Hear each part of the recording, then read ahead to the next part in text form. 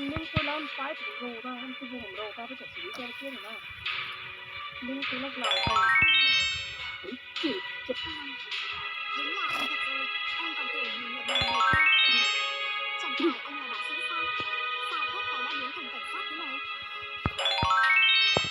Không ngờ thể nhân viên hàng thật giá thật ở đây. Không lẽ cái tên Trung Hằng cũng là giả luôn đấy chứ? Đây là thật cả. Chỉ có thân phận bác sĩ kia là giả thôi. Nói thật cho anh biết, ngay từ đầu anh tới đây là để điều tra vụ giao bán ảnh riêng tư trên web đen. Vừa hay lại tra được đến đầu mối chỗ Lý Triển Nhiên.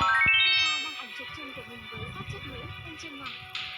Lúc đó anh còn đang lo không có cơ hội ra tay, ai mà ngờ được cô ta lại tự mình dâng tới cửa. Thân phận đạo sĩ là giả. Vậy làm sao anh biết được ngày hôm đó Lý Triển Nhiên sẽ đi ngang qua trường?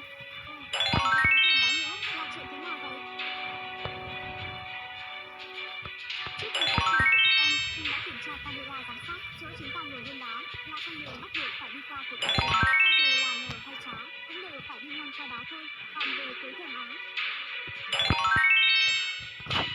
đó là chất được tinh chế ở nồng độ cao, có chứa một lượng nhỏ thành phần an thần. Vậy không khí bên đó không lẽ là thiết bị chất điện cường độ cao, được ngụy trang với hình dạng đồ cổ. Có những lúc đối phó với những kẻ giả thần giả quỷ ắt tốt nhất chính là dùng thư pháp của chính bọn họ để che lại mọi mặt kia. Vậy còn việc anh nói Lý Triển Nhiên biết ăn thịt người là sao hả? Cậu bạn nam kia rõ ràng là đã mất tích thật rồi mà. Không có đâu, cậu ta chỉ là chuyển trường thôi. Làm em cứ tưởng anh có bản lĩnh gì ghê gớm lắm. Lần đầu tiên chúng ta gặp nhau, chắc hẳn anh đã cười nhạo em ngốc lắm nhỉ? Bạn học à, phải tin vào khoa học chứ. Á, không đúng không đúng. Vậy còn đồng xu đồng mà bà nội cho em, tại sao lại có thể làm Lý Triển Nhiên bị thương? Thật sự là bà nội đang bảo vệ em đấy.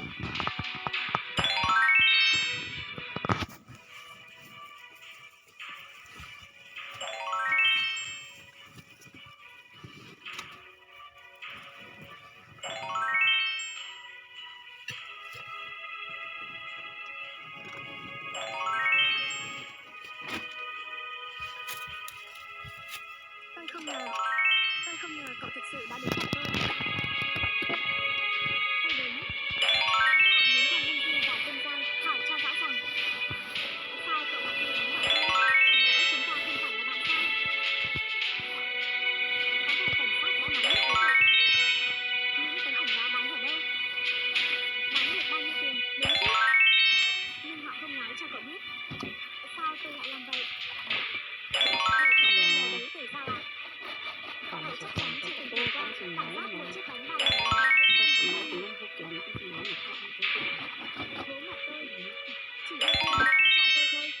Ngay cả việc được đi học đại học cũng là do tôi cử xuống cầu xin họ mà có. Nhưng không phải thế là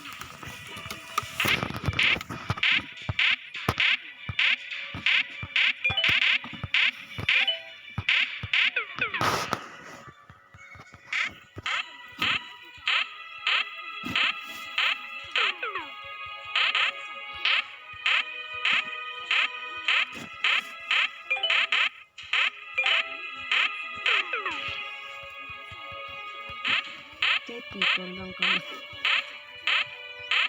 bom cho cái tù tôi mình ra mong nào này tôi có cần tôi nhận con chứ